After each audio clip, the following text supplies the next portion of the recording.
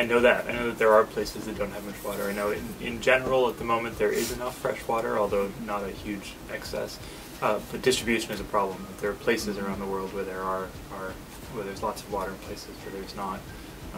Even just locally, you know, if you look even just within the U.S., I know that the Great Lakes region where we are is relatively water rich, and not a lot of immediate concerns, although perhaps we should be.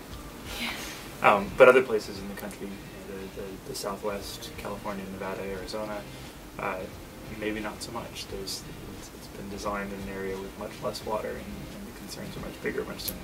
Lack of water is probably also already causing conflict now. You know, if you look around the world, one of the major reasons for conflict is resources. People need resources, and anytime you do have lack of water, and then perhaps you have famine, and then you have despair, and that naturally leads to conflict. Even within this country, the last time that a state National Guard was mobilized against another state, and National Guards do all sorts of things against other countries, they do things in disaster response stuff. The last time they were mobilized against another state was over a water rights issue. It was Arizona and California getting their National Guards up at the border staring at each other over a water rights issue. So I imagine that it could. Just in general, the rate of disappearance of any species should be a concern. It's either an indicator of some other bigger problem that we're causing, or it's there's an ethical issue with us doing things that cause animals to disappear.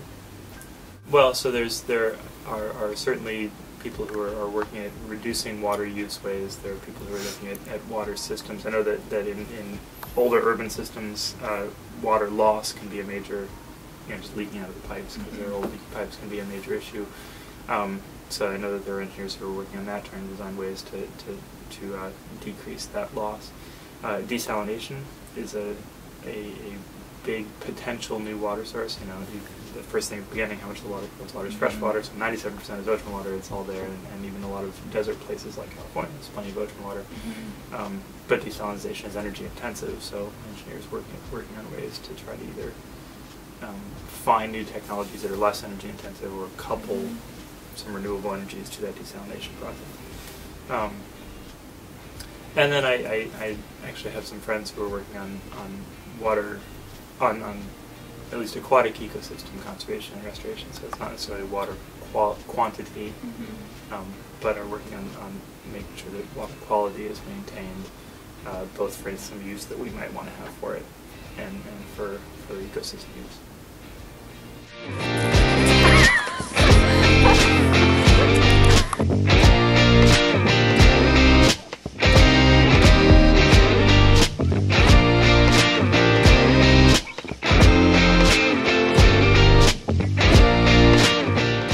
Nice. I didn't record that. No! I'm so sorry. Do it Did again. you record his? No. You didn't record it? No. I thought I was recording. Okay, I'm recording now, so. Okay. That wasn't as good, but oh well. I'm gonna like try and make an arch. It's not.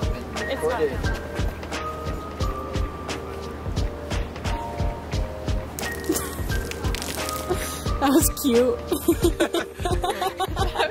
I thought I was wanting it to be bigger, but I couldn't. Can you do it one more time? Get I was some, like, in. air in there. So. Yeah. That was good. That's why I didn't want to do that. I'm sorry. It's water though, so I mean it's not gonna stain.